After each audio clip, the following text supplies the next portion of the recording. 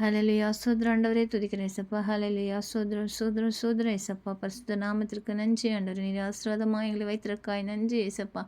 அப்பா எங்களை ஆசீர்வதித்து வழிநடத்தி பலப்படுத்துகிற தயவிற்காய் நன்றி ஏசப்பா. ஹalleluya ஸ்தோத்திரம் ஆண்டவரே துதிக்கிறேன் ஏசப்பா. நான் உனக்கு ஆரோக்கியம் வரப்பண்ணுவேன் என்று சொன்னீர் ஆண்டவரே. எங்களுக்கு ஆரோக்கியத்தை கொடுத்து வழி நடத்துகிறதற்காய் நன்றி ஏசப்பா.